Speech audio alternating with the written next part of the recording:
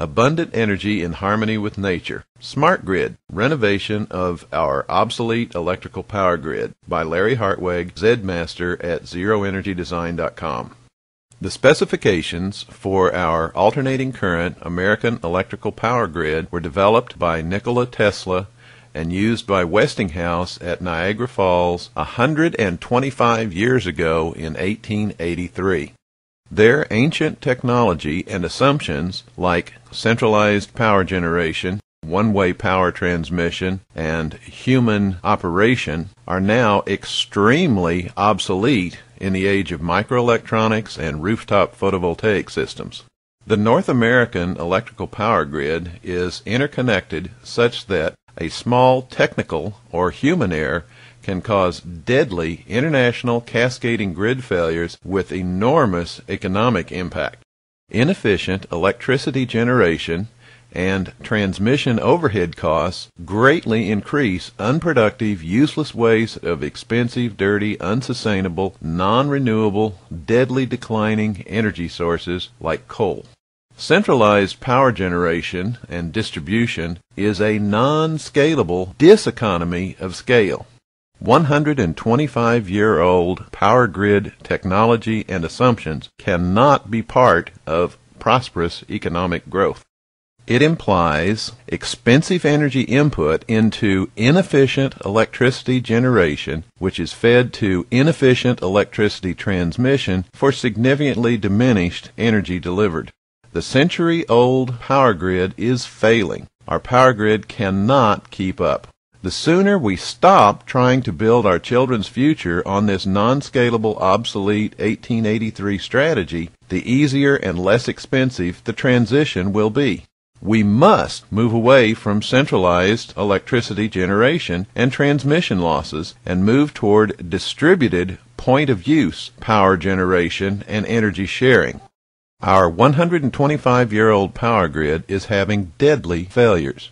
Growing worldwide population and increasing demand, combined with inefficient power generation, transmission, and distribution, are having a dramatic impact on global warming. Centralized power generation cannot keep up with our needs. California refuses to buy electricity from coal. This map shows the largest power plant locations and types. The East Coast, Florida, and Hawaii still generate significant amounts of electricity from imported petroleum. Our current power grid is short-sighted with unsustainable, ignored trends. The concept of negawatts, turning off non-critical power during peak load, is simply not enough to solve the problems. Concurrent summer peak loads cause major power grid cascading failures. Please listen carefully to this. It takes up to 5 units of input energy to inefficiently deliver 1 unit of electricity. Essentially, it costs $5 to buy $1 worth of energy. $4 is wasted inefficiently. Instead of inefficient centralized power generation, transmission, and distribution systems, we need distributed energy generation instead of all this ugly, unhealthy equipment that's easily damaged by weather. There is a 5-to-1 diseconomy of centralized power generation scale. Long-distance electrical transmission power towers are typically 155 to 765 volt three-phase high-tension lines. The farther power is transmitted, the more expensive the equipment and the more power is lost through resistance, heat, induction, and insulation. Even if power is cheap, it is wasted when transmitted. 300 miles is essentially the maximum practical limit, although many power companies try to send it farther with a great efficiency loss. Power generation should be very close to power usage. Solar photovoltaic systems on your rooftop make this easy to implement with no transmission losses. To generalize, the majority of the American infrastructure needs rapid, radical replacement with modern solutions. Century-old, non-renewable, unsustainable fossil fuel has got to go away. We need to get rid of the 125-year-old electrical power grid frequent failures.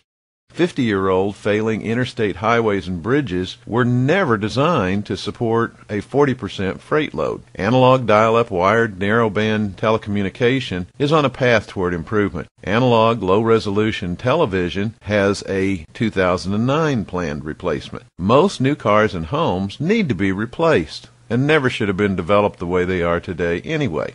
The 230-year-old Electoral College overrides the majority opinion. We do not have a representative form of government that's a true democracy. Self-serving, warmongering, pork-barrel politicians ignore clearly stated majority opinions.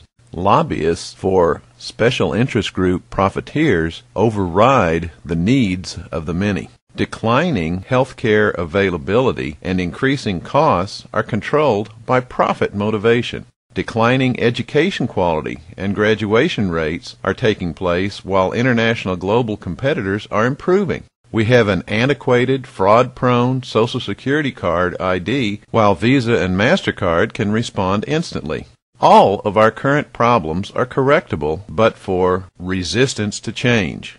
It will cost well over $2 trillion to lay the foundation for the new U.S. infrastructure. But it is costing us far more to limp along sadly on our existing business-as-usual, unsustainable, obsolete, antiquated, crumbling infrastructure. Incremental patchwork repairs to our century-old, poorly designed foundational facilities are already costing us much more than starting over with a far more efficient basis for our national economy. Imagine if the world tried to run forever on coal-fired steam engines instead of innovative technology. Our 125-year-old power grid is at the end of an era. If you owned an antique Model T and you wanted to convert it to a modern high-performance electric car, you'd have to replace the engine, wheels, chassis, and eventually every single component of it. So it is with our antiquated electric power grid, which was designed and implemented in 1883, long before Henry Ford created the Model T. Our entire electricity infrastructure needs to be totally re-engineered. Small incremental patchwork improvements are not enough. Almost every element of it is long overdue for total replacement with modern technology and free, zero pollution, clean, abundantly available, renewable energy sources with a strong focus on the majority of our power generation near the point of end use. Anything less is merely business as usual, patching up an obsolete old Model T. Long overdue legislation is now finally in place. Provisions of the U.S. Energy Independence and Security Act that was signed into law December 19, 2007 for the new smart grid include embedded digital information and controls to improve grid reliability, security, and efficiency. Dynamic real-time optimization of grid operations and resources. Distributed two-way point-of-use generation, the ability to sell back excess generated power from photovoltaic systems, micro-hydroelectric, or wind power. Energy-efficient distributed storage and demand response, such as thermal energy storage, compressed air storage, hydroelectric dams, etc. And a new specification for smart online appliances, consumer devices, and real-time information communication. Abundant energy in harmony with nature, we need accelerated deployment of smart power grid innovations.